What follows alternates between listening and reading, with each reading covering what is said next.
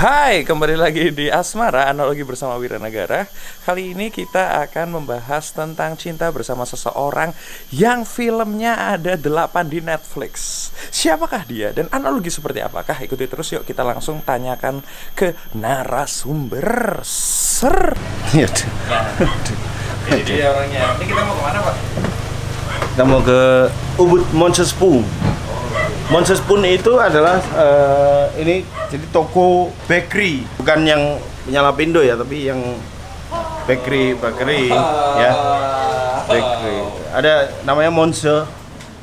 Waduh, Pak. Penuh kabeh. Wah, bajingan. Mungkin nggak mood nih. Kenalan dong. Halo.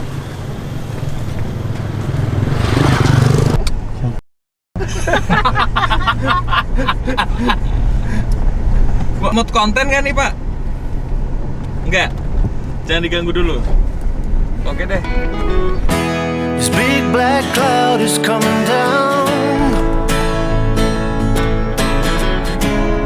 Guys, Kenalan dulu dong. saya Yusril Fariza. Saya adalah seorang komedian, stand up komedian juga, tapi komedian lebih umumnya. Tinggi badan 177, berat badan 121 kg. Lahir dari orang tua dengan pasangan Masrur dan Mukhalifah pada tanggal 4 Juni 1989. Nah, menurut Mas Yusril sendiri, cinta itu apa sih?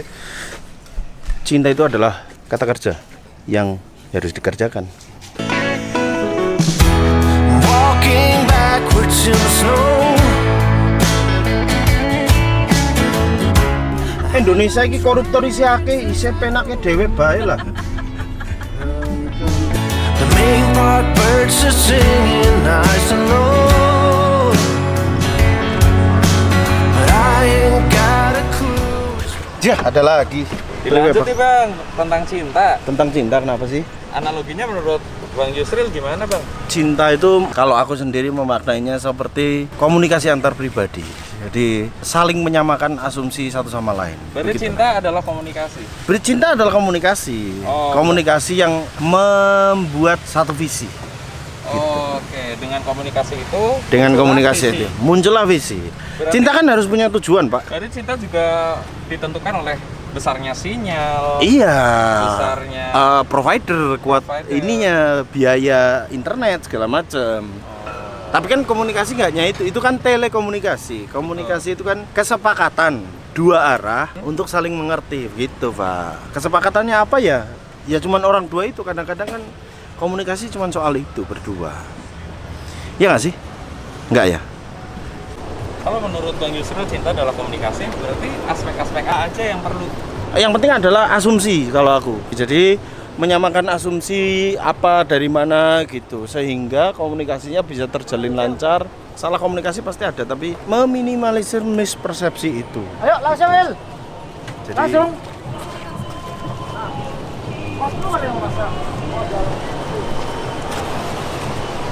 Jadi kalau untuk mengawali komunikasi enaknya gimana?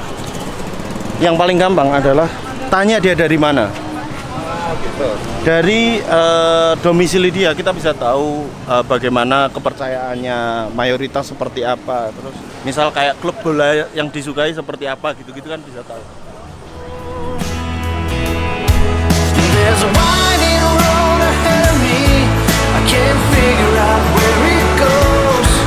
Nah, untuk menjaga komunikasi bisa dilakukan dengan gimana aja, Bang? Menjaga komunikasi bisa dilakukan dengan banyak hal. Itu tadi yang saya bilang kenapa kesepakatan itu penting. Karena kan komunikasi itu memang harusnya dua arah. Sekalipun ada yang salah, yaitu namanya kalau dalam teori komunikasi namanya noise, mispersepsi, terus salah tangkap itu pasti ada. Tapi bagaimana caranya meminimalisir itu pasti ada caranya, dan harusnya menjadi kesepakatan kedua belah pihak aja gitu. Untuk yang kayaknya aku nggak sampai sini, kayaknya aku menerobos batas ini tuh boleh, kayaknya aku nggak boleh nih menerobos batas sampai sini. Itulah kenapa dalam komunikasi itu kesan pertama sangat penting. Karena dari situlah kemudian kalau nanti kita jelaskan di teorinya ya.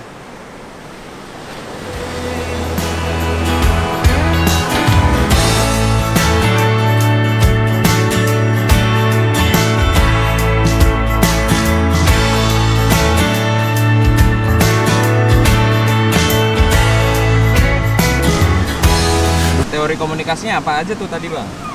Teori komunikasi itu ada yang namanya komunikasi antar pribadi. Komunikasi antar pribadi itu adalah bagaimana kesan pertama itu sangat menentukan sikap kita ke depannya. Ada 3 tahapan dalam teori komunikasi antar pribadi. 1, di pertemuan pertama orang akan sibuk untuk berasumsi. Jadi misal kayak, oh kalau kamu dari Bali berarti kepercayaanmu akan ini, adat yang dijunjung akan ini. Oh jangan sampai aku akan menyinggung hal-hal yang sekiranya berbicara tentang ini gitu. Di pertemuan kedua biasanya fasenya adalah fase benturan, semacam benturan ideologi gitu. Semacam ada kalanya di mana orang kan seakrab apapun orang, sekalipun teman, akan ada rasa benci dan rasa tidak suka terhadap sifat yang dia miliki, yaitu kedua. Nah, di fase yang ketiga ini fase yang dengan kekurangan dan kelebihannya orang sudah bisa menerima hal itu. Berarti di fase ketiga ini kalau aku tidak ingin menyinggung dia, harusnya ada pola komunikasi yang aku jalin sama dia supaya dia tidak merasa tersinggung.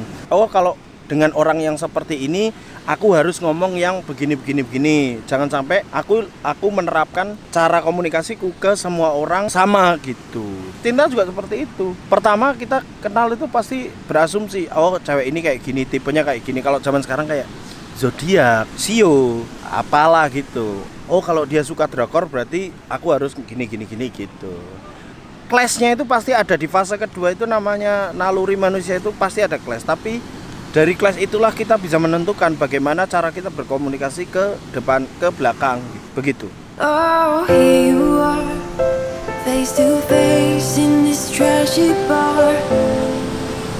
Another glass and I am going places, makes me laugh about the irony of everything. Like the way you're thinking, I don't really care about the music on the dance floor. I don't really mind all the smoke is in the bathroom. I don't care at all, baby, you got my attention. Maka dari itu komunikasi dan cinta bila dikaitkan akan menjadi satu harmonisasi yang 2 arah gitu, nggak hanya 1 arah doang. Jadi kalau berhasil membuatnya menjadi satu sinkronasi akan menciptakan chemistry yang wow, insya Allah. Tapi ya namanya cinta dan namanya juga makhluk hidup, pasti ada kekurangan dan kelebihannya. Yang penting dikomunikasikan dan dibicarakan baik-baik. Kita semua bisa dan kita semua mampu. Awas durimu.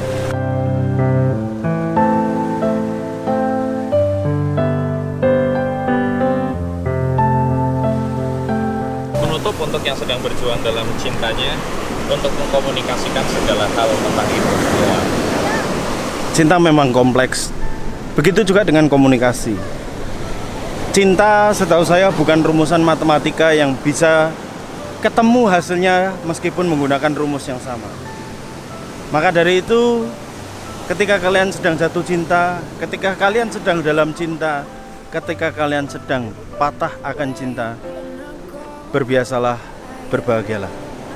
Adventure times, another drink and I'll go anywhere. The way you smile, like a flash in the universe. You are illuminating. I don't really care about the people in the bar line. I don't really mind all the woo girls doing stage dives.